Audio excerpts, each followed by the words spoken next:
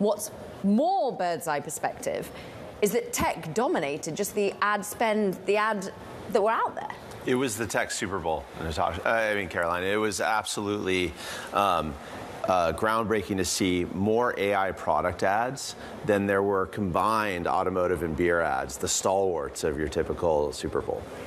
AI.com gains traction. Why? Because no one understands what it actually is. I mean, we now all peel back the onion and understand it's the guy who made his money in crypto.com has bought this very expensive website and now wanting us to all put our details into it and have an AI agent of the future. But what was the recipe for getting us to convert? Well, there's this heated rivalry going on between Anthropic and OpenAI, and then suddenly this dark horse, AI.com, that no one had heard of, comes in and is trolling both of them, along with Mark Zuckerberg, mentioning all these folks by name.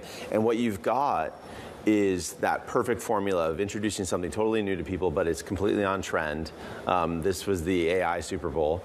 And so it surprised people. It caught people's eye, and they crashed the website. It was down for many minutes after that ad aired, and finally came back online. But what I think you saw just writ large was two things going on in the Super Bowl. And we at EDO, we're measuring the outcomes generated by these ads. And you saw people either engaging with new technology that could change their lives, whether it was AI or healthcare. There was a lot of pharma and diagnostic tests being promoted that all did well. And or you saw people going back to the tried and true nostalgia, heartwarming, celebrity-driven pieces. Those were the things that worked. What's so interesting about the technology piece of this is what was being advertised, right? So there's a lot on social media about the who's who of tech being in attendance at the Super Bowl or talking up their own ads.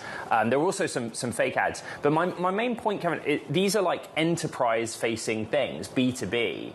When you measure the engagement or outcomes, like how can we gauge if these were successful pieces of business at the enterprise level that those companies put in place? Yeah, so what we're measuring at EDO is we're looking at how many people searched for the brand, went to the brand's website, used the brand's app in the minutes following these ads on TV, and it's highly predictive of, very correlated with changes in market share, changes in sales. Enterprise, it's an interesting way to market. You've got to find needles in haystacks, but this is by far the world's biggest haystack. It's the most engaged audience you can find.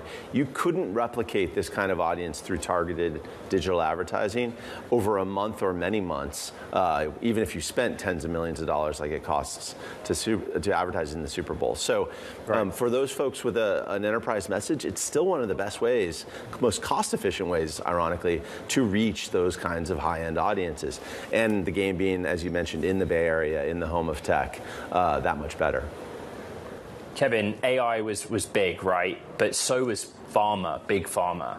As I sat on my couch watching, that's something that struck me. What's the data behind that, please? It mattered a lot to the people watching to see Novo Nordisk promoting its Wegovy pill. That was one of our top 20 most engaging ads of the game. A very big performance for a pharmaceutical brand.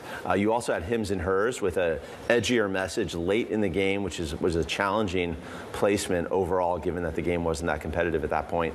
And yet Hims and Hers performed very well and was also one of our top 20 most performant ads in the game. Obviously, they're both in the news today with Novo Nordisk suing Hims and Hers. It's a hard one, Kevin, but your EDO is all about TV advertising.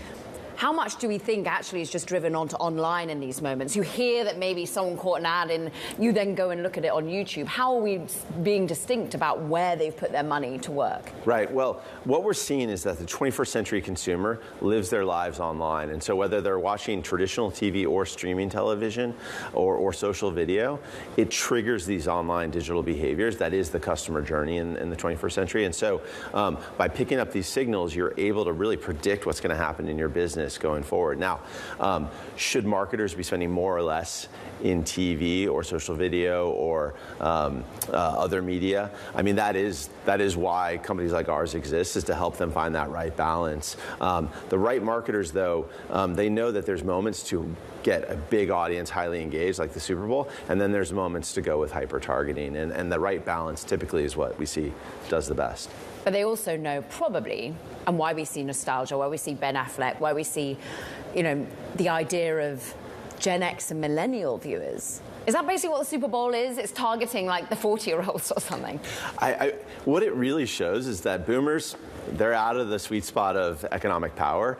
It's Gen Xers and Gen Y, those kind of younger Gen Xers like me, the aging millennials who are right behind me. We're in the sweet spot of economic power, and marketers know that, and so they're talking to us. The nostalgia that was quite effective in this game, it was all about late 80s to early 2000s. Jurassic Park, all the Backstreet Boys twice. You had that kind of effect. We had Bon Jovi several times. Green Day kicked off the game. It was targeted at us. The one thing that a lot of people struggle to understand is with some of the bigger ads from some of the bigger technology companies, a lot of them were released in advance of the Super Bowl, right? They're posted wherever they're posted. What's the strategy behind that? There's a lot of debate about what the right release strategy is. We find that any one of them can work, but surprises tend to do the best if you're introducing a new product.